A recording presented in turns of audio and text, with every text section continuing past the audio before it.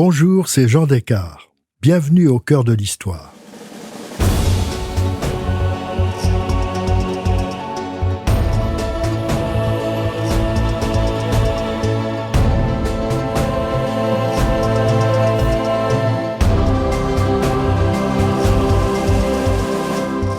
Aujourd'hui, je vous raconte le destin d'une femme à la beauté légendaire qui réussit à être la maîtresse du futur roi Henri II et à rester plus tard la favorite acceptée par la reine Catherine de Médicis, une rivale qui incarne un magnifique exemple du pouvoir féminin au XVIe siècle.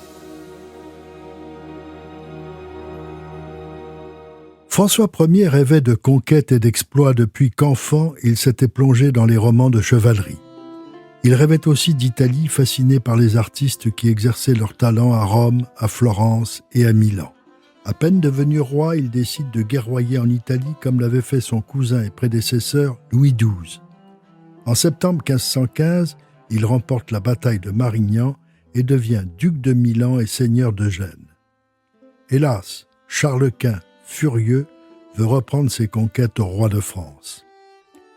Le 24 février 1525, François Ier est battu à Pavie. Une terrible défaite suivie d'une humiliation. Le roi est prisonnier de Charles Quint à Madrid, son incarcération dure 1 an. En janvier 1526, il signe avec Charles Quint le traité de Madrid par lequel le souverain français consent à ce que ses 2 fils, le dauphin François et son frère Henri, prennent sa place dans la prison de Madrid.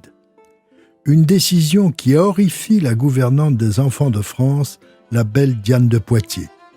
Celle-ci a une affection particulière pour le cadet Henri, qu'elle avait serré dans ses bras dès sa naissance le 31 mars 1519, juste après sa mère, la reine Claude. Le dauphin et son frère doivent donc prendre la route de Madrid. Diane veut accompagner les enfants jusqu'à la frontière pour tenter de les consoler de leur triste sort. Avant que le petit Henri, qui a 7 ans, ne prenne place dans la barque qui va lui faire traverser la Bidassoa, fleuve frontalier, elle dépose sur son front un baiser très tendre. Henri ne l'oubliera jamais. Il est bouleversé par ce geste d'affection de sa gouvernante, si belle et si chaleureuse. Ce baiser sur le front sera le point de départ d'un amour définitif. Seule la mort séparera Henri et Diane.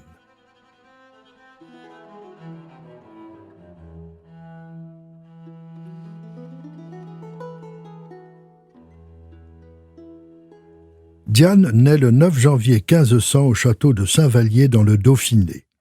Elle est l'enfant préféré de son père, Jean de Poitiers, héritier d'un nom illustre. Peu de jours après sa naissance, une vieille femme s'était penchée sur le berceau du bébé et lui avait prédit qu'elle serait un jour plus que reine. Sa mère décède peu après la naissance de sa seconde sœur. Son père se charge de son éducation. Il lui apprend ce qu'il sait faire de mieux, monter à cheval et chasser. Diane de Poitiers sera une excellente cavalière.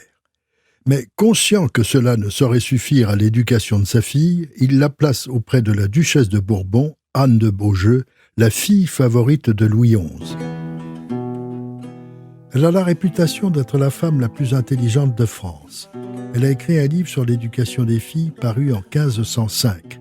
Avant de s'occuper de Diane, elle avait assuré l'éducation et la formation politique de personnalités importantes, Marguerite d'Autriche, qui gouvernera les Pays-Bas, et Louise de Savoie, la mère de François Ier. Incontestablement, Diane de Poitiers est dans de bonnes mains. Elle apprend le latin à 7 ans, le grec 2 ans plus tard, mais aussi la danse et la musique. Elle pratique le luth et le hautbois chaque après-midi. Anne de Beaujeu décèle rapidement l'intelligence de son élève. Elle lui apprend toutes les règles subtiles de l'art de gouverner et aussi la patience, si utile à la diplomatie. Cette formation étonnante explique l'ascension fulgurante et la place que Diane prendra par la suite à la cour du roi de France. À 15 ans, Diane quitte son éducatrice et son père la présente à la cour. Elle devient dame d'honneur de Claude de France, la fille aînée de Louis XII. En 1515, l'année précédente, Claude avait épousé François de Valois, qui à la mort de Louis XII devient François Ier. Diane de Poitiers, non seulement la dame d'honneur, mais une alliée fidèle et estimée de la reine Claude. Anne de Beaujeu garde un œil sur son élève préféré.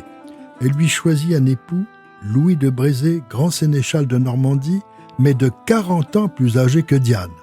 Il est le petit-fils de Charles VII et Agnès Sorel. Il est discret, riche, puissant, n'a pas très bon caractère. Il a la charge des chasses royales, ce qui ne peut que plaire à Diane, elle-même grande chasseresse. Il se marie en 1515 et Diane vit avec lui dans son château d'Annette, demeure qu'elle adore surtout à cause des forêts giboyeuses qui l'entourent. Le château possède une immense bibliothèque. Diane en dévore les livres. Elle passe aussi une grande partie de son temps à la cour en sa qualité de dame d'honneur de la reine. On envie le vieux sénéchal, réputé très laid, d'avoir à son bras la plus belle femme du royaume. Mais Diane n'est pas seulement belle, elle est aussi fidèle et donne 2 filles à son époux. Coup de tonnerre dans un ciel serein, le père de Diane est compromis dans la trahison du connétable de Bourbon. Il est arrêté, jeté en prison et condamné à mort. Il est déjà sur l'échafaud lorsque le roi François Ier lui accorde sa grâce. C'est Diane qui a plaidé la cause de son père auprès du roi, subjugué par sa beauté, ému par son dévouement filial. L'audience est-elle allée plus loin? On l'ignore, mais ce n'est pas impossible, tant François Ier était amateur de femmes. Dès ce moment, Diane prend conscience de son pouvoir de séduction sur les hommes. Elle a obtenu du roi ce qu'elle voulait. On peut dire qu'elle a pris goût au pouvoir. Désormais, on la verra beaucoup plus souvent à la cour où tout le monde l'admire. Elle est fière de sa beauté et de son corps qu'elle entretient en pratiquant l'équitation. Tous les jours, elle prend un bain glacé et nage le plus souvent possible dans les rivières et les lacs froids. Elle s'impose une discipline alimentaire pour ne pas prendre de poids et s'accorde de longues heures de sommeil pour préserver l'éclat de son visage. Une étonnante modernité. Le pauvre vieux mari ne voit plus souvent sa femme à Annette, d'autant moins que l'ambitieuse Diane obtient de François Ier, à la mort de la reine Claude, de devenir la gouvernante des enfants de France. C'est à cette époque que le peintre Jean Clouet fait un portrait au crayon de Diane. François Ier écrira de sa main sous ce portrait « Belle à voir, honnête à chanter ». Un hommage exceptionnel. Peu de temps après, le roi est vaincu par Charles Quint à Pavie. Les 2 princes dont Diane a la garde sont désormais prisonniers à Madrid. Diane de Poitiers, que toute la cour appelle la grande sénéchale, est très contrariée par l'emprisonnement des 2 fils de François Ier. Elle milite fortement pour que le roi fasse la paix avec Charles Quint, mais cela n'empêchera pas la guerre de continuer encore pendant 2 ans. Diane, si bien formée à la politique par Anne de Beaujeu, s'intéresse de près aux tractations qui ont eu lieu avant la signature de la paix de Cambrai en juillet 1529. Pour libérer les 2 fils du roi de France, Charles Quint aurait bien aimé récupérer la Bourgogne, mais le roi refuse. Le retour des princes se fera contre une énorme rançon de 2 millions de livres. Pour réunir cette somme, François Ier organise ce que nous appellerions une souscription qui entraîne un grand élan national de générosité. Diane et son époux y participent. Les enfants sont restitués près de Bayonne le 3 juillet 1530 en échange de la rançon. Mais François et Henri ne sont pas seuls. Éléonore d'Autriche, sœur de Charles Quint, qui est promise à François Ier depuis le traité de Madrid, les accompagne. Diane est présente, Éléonore est tout de suite séduite et elle passe au service de la nouvelle reine de France. Et puis, bien sûr, le petit Henri, qui a maintenant 11 ans, retrouve la belle Diane.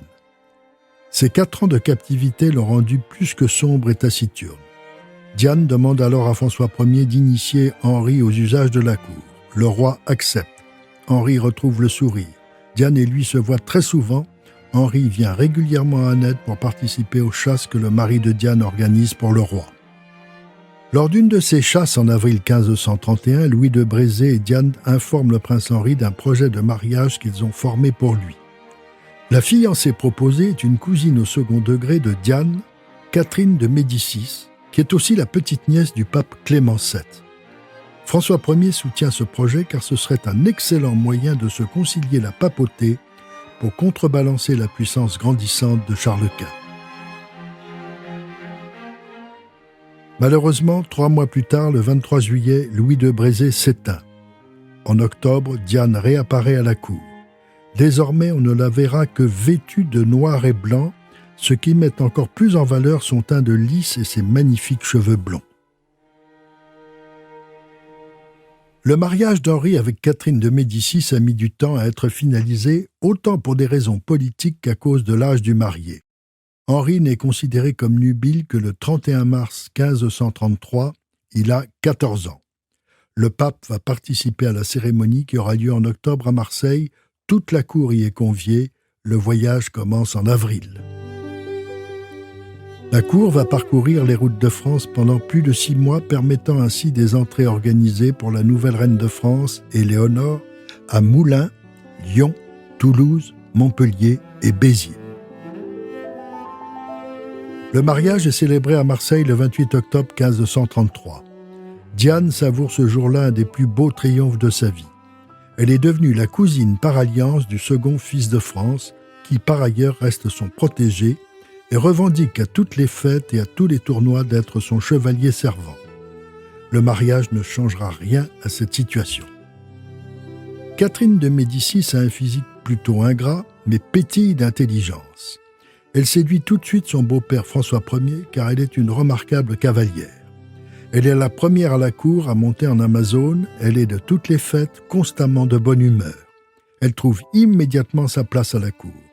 En revanche, si elle est très amoureuse d'Henri, elle est déçue par le peu d'empressement que son mari lui témoigne. Elle constate que Diane est omniprésente et qu'elle est la véritable dame de cœur de son époux.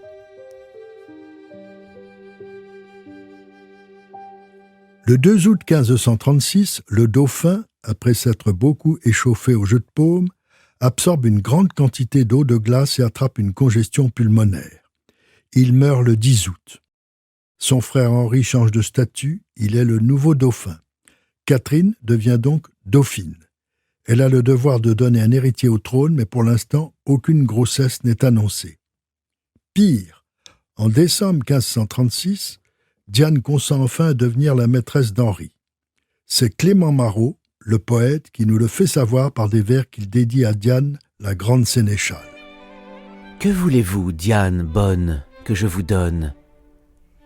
Vous n'eûtes, comme je l'entends, jamais tant de bonheur au printemps qu'en automne.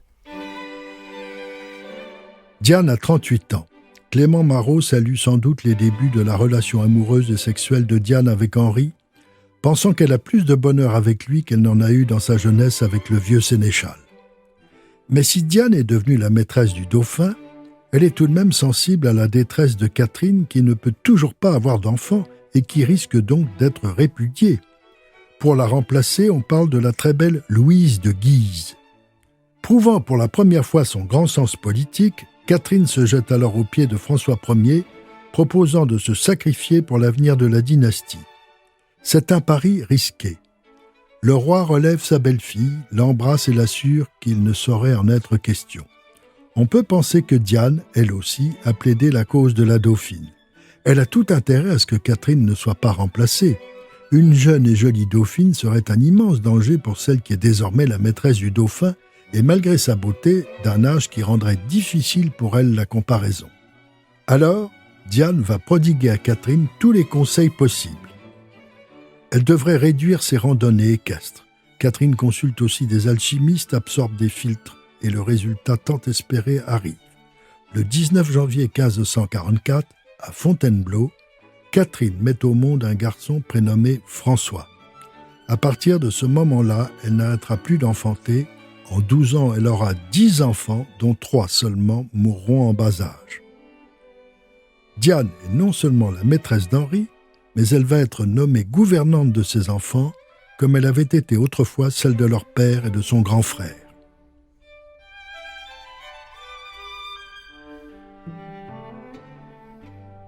François Ier vient de faire la paix avec l'Angleterre et envisage une nouvelle guerre contre Charles Quint, son beau-frère.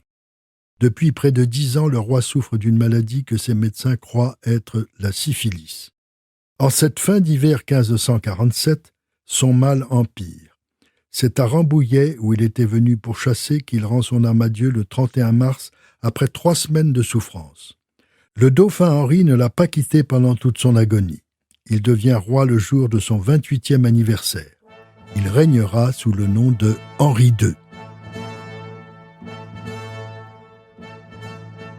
Son premier geste de souverain est de confirmer dans leurs emplois les gens du Parlement et des autres cours du royaume. Il intègre également dans son hôtel la plupart des serviteurs de son père. L'avènement de Henri II est donc, selon les apparences, parfaitement pacifique. Mais dans les hautes sphères du pouvoir, le nouveau monarque change de politique. Quant à Diane, elle est au comble du bonheur. Henri est enfin monté sur le trône de France. Il lui avait fallu 20 ans pour atteindre ce statut de maîtresse royale, une volonté de fer pour endurer les humiliations et les quolibets de ses ennemis. Elle avait fait le bon choix. Le roi est toujours éperdument amoureux d'elle, mais va-t-elle jouer un rôle politique ? Pas si sûr.